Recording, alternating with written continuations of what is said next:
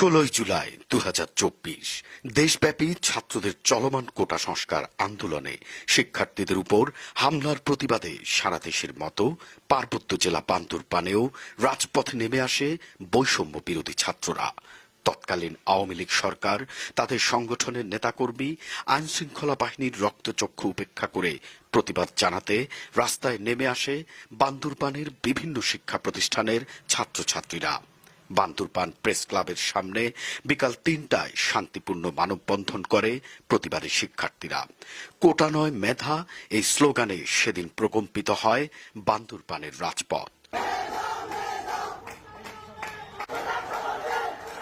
কিন্তু মানববন্ধন শুরুর মিনিট 10 পরেই ছাত্রলীগের নেতাকর্মীরা ধাওয়া করে পণ্ড করে দেয় শিক্ষার্থীদের শান্তিপূর্ণ মানববন্ধন।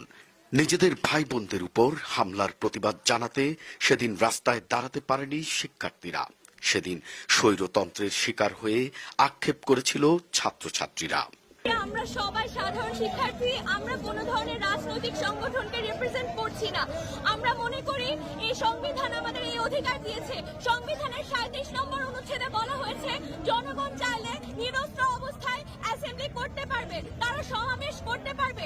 আগামীকাল আমাদের ভাই বোনেরা, আমার ভাইরা, আমার বোনরা, আমার সহপাঠীরা তারা নিরস্ত্র অবস্থায় রাস্তায় ছিল, তাদের উপর এই বর্বরোচিত হামলার আমরা প্রতিবাদ করছি। শুধু মানববন্ধন পণ্ড করেই ক্ষান্ত হয়নি ছাত্রলীগের নেতাকর্মীরা, ছাত্রদের রাজপথ ছেড়ে যেতে বাধ্য করে তারা। সেদিন পুলিশের সহযোগিতায় উচ্ছৃঙ্খল যুবকদের হাত থেকে রক্ষা পায় সাধারণ শিক্ষার্থীরা।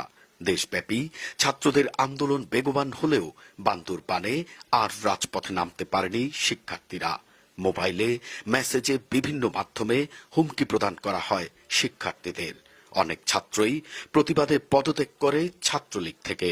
রাজপথে নামতে না পারলেও বান্দরবানের ছাত্ররা সামাজিক প্ল্যাটফর্মে তাদের আন্দোলন প্রতিবাদ চালাতে থাকে।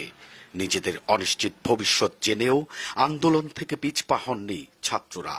আর এভাবেই তারা বান্দরবানে থেকে সংগ্রাম করে গেছেন এক দফা আন্দোলনে।